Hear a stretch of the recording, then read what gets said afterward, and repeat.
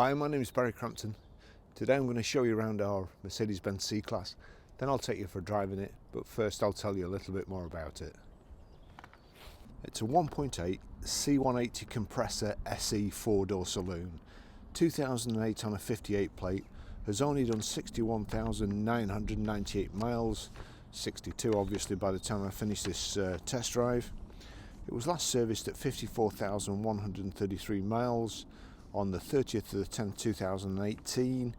Fuel economy: urban 26.4, extra urban 48.7, combined 37.2, 0 to 60 in 9.9 seconds, top speed of 136 miles per hour out of 156 brake horsepower, 16 valve engine. It's MOT'd until the 12th of the 9th 2020, 6 months road tax is £165 and 12 months is £300. It's a really nice car, finished in red with grey cloth upholstery, good specification, nothing too fancy, just all the stuff that you need. What I always like to see on Mercedes-Benz is the little kind of roundel there on the bonnet. It just finishes them off. Mercedes doesn't seem like a Mercedes without that to me. We've got 7-spoke alloy wheels there, colour-coded door mirrors, the aluminium brightwork around the top of the windows, but the gloss black meeting the bodywork.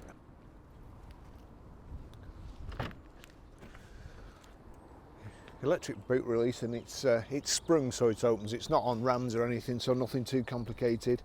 Plenty of room in the boot. We've got a get your home spare wheel as well, but nice and tidy in the boot.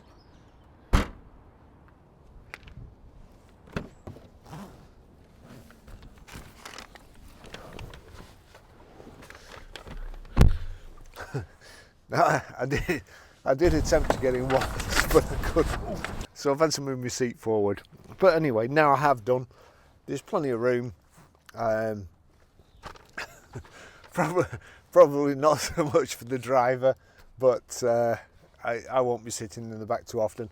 It's a good car for perhaps a smaller family, 2 smaller kids or something, or 2 not so big drivers. But nice and comfortable in the back, plenty of headroom, leg room when the seats move forward.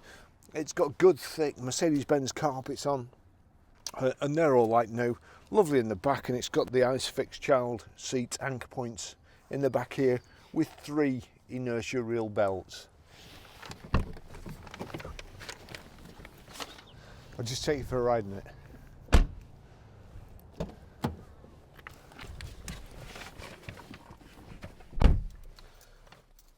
So that's the key with a transponder in the end, no blade, just recognises the key. Remote central locking. Just turn that down actually. And you see there that the CD radio, just put that back down there. CD's there, on-off switch there. You've also got Bluetooth hands-free there, which I'll show you how to operate just a bit later on. Cup holders. Let's see if we can. Height and reach adjustable steering wheel. Just a nice car, a nice price rangey car. It is bright from the outside, looks lovely with a private plate on. You wouldn't really know how old it is if you're worried about the neighbours. Lovely car, drives great, nice inside, nothing flashy. It's got cloth seats, which in all honesty I think are more comfortable than the leather seats. And if anything, the one thing that Mercedes-Benz don't seem to be able to do is make a nice leather interior. Don't get me wrong, it's okay, but I just don't think they have this ability to make leather look like plastic. And they've done the best to make plastic look like leather with their Artico leather. So I don't think you can go too far wrong with cloth, to be fair.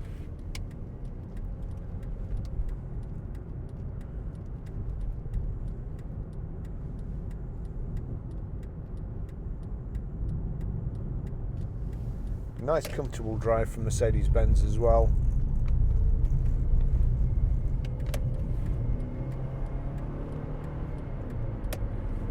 Reasonably good acceleration there. Nice kick down. Windy today, it was a terrible crosswind. The auto gearbox there you can use as kind of a manual just by knocking it across the left to change down and across the right to change up. So that's in top there. Let's say real heavy crosswind today. It's nice and quiet.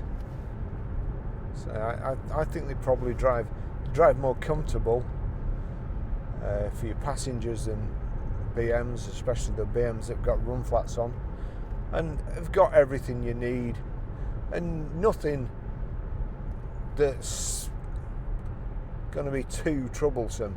They did have a problem. They went into this phase where probably a little bit later than this actually. This might be an earlier one, but they went into the phase where the audio unit was part of the dash virtually, and it was like yay big, and it was all polished, and it started coming off, and then the only way you could repair it was by getting a new radio, which was about 900 quid. So again, kind of false economy, and I'm pretty sure that that's going to happen with all the later cars that have these iPads at the front.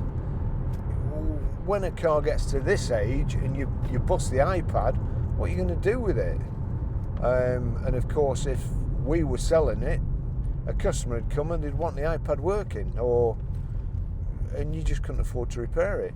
Now, I can understand mechanical things and safety aspects. We go through those religiously, but cars are getting too complicated, and each component costs too much money. In fact, I wouldn't be surprised if you costed out a car that retails now brand new for about £30,000, and then you tried to buy each part of it. I wouldn't be surprised if it didn't cost about 60 or 70 grand, and that's the trouble. It's okay when they're new. These gadgets are fine when they're new, but when they're used, you're far better off with a car like this that hasn't got any stupid things that you don't need.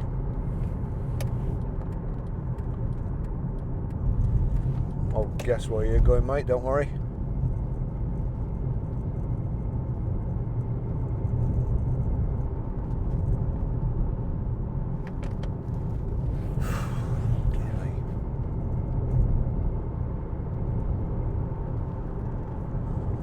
It's nice steering, not getting any wobbles. That's another thing these days. This has got 7-spoke alloys. If you get any alloy wheels with less than 6 spokes, you tend to get, with the potholes these days and the speed bumps, you tend to get a drive like you're on threatening bits, because they end up with flats on them.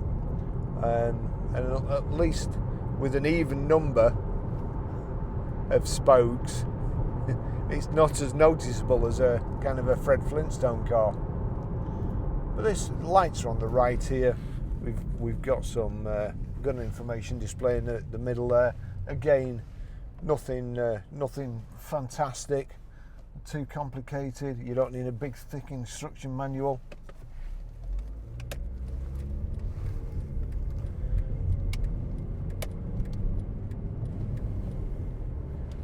Nice smooth gearbox.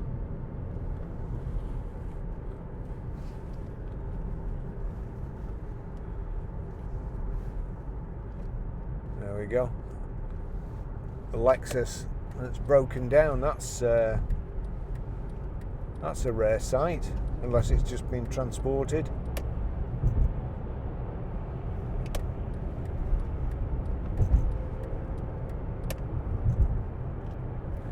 So we've got cruise control and speed limiter here. There's a possibility I'm not going to be able to use it.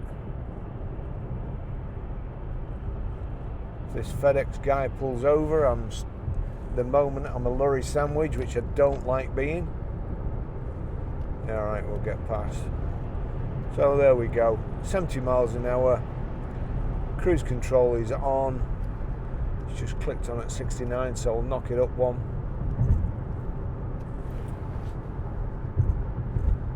There we go. So we're in drive, we're in top, doing 2,500 revs. Just make sure, yeah.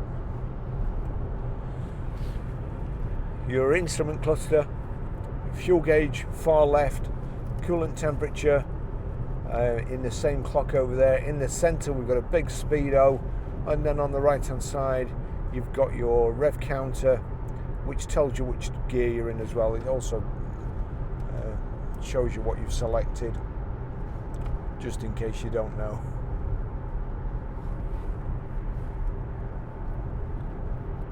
Just going to tuck in a minute.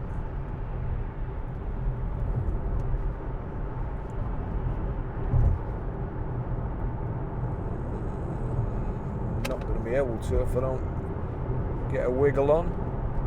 Everybody's bunched up. Crikey. At this rate I'm going to end up in Scotland.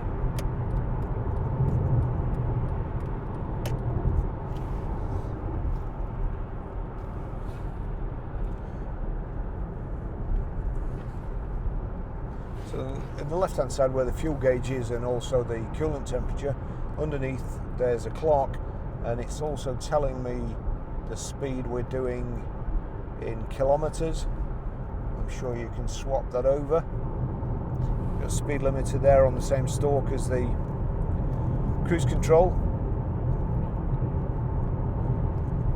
There we go, that's telling me in the center in the speedo digital miles per hour. Any messages, next service is due in 215 days, tyre pressure monitor, and a date. Automatic air conditioning here. Not sure, not exactly ashtray, but oddments bin with a power socket. We've got lumbar support here, but in order to adjust the lumbar support you're going to put your back out, so self-defeating really.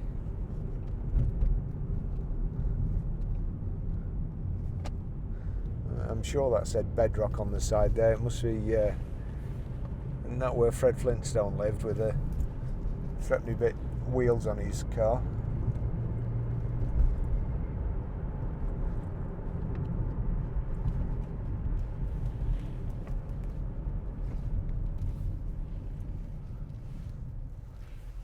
Nice steering. Couldn't keep up with that tipper, but you know. There you've got probably space for cup holders.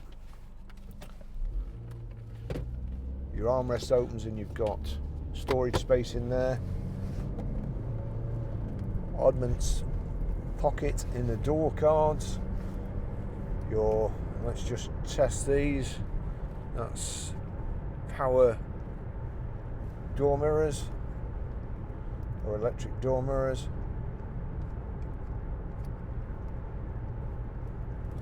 Again, a lot of the cars, the door mirrors seize up, and the reason they seize up, they're usually one driver, the guy jumps in or the lady jumps in, sets the mirrors the first day they pick the car up from the showroom, and then unless somebody bumps them, don't have any need to do it again. So therefore they seize up, and then when they come into stock it costs us about 300 quid to put a new door mirror in, even though you can just do exactly the same again. There's so much waste in the motor trade, it's unbelievable. Going on about electric vehicles, that will just be a nightmare. I just, the consequences of electric vehicles just fill me with dread.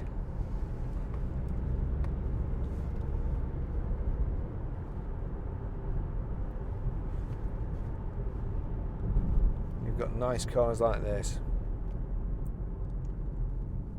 which will probably still be going in 2035 when all the electric vehicles and the hybrids that we've sold so far are queued up at a charger.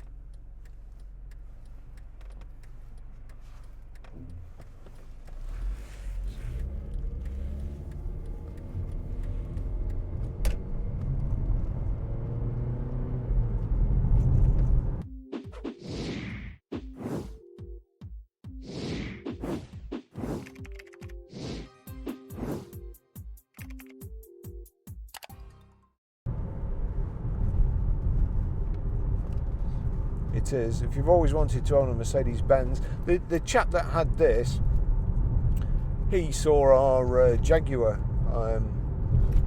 which was a beautiful car on YouTube, and he'd always wanted one. Came down and bought it. Nice guy, nice car, and this will be a good car for somebody else.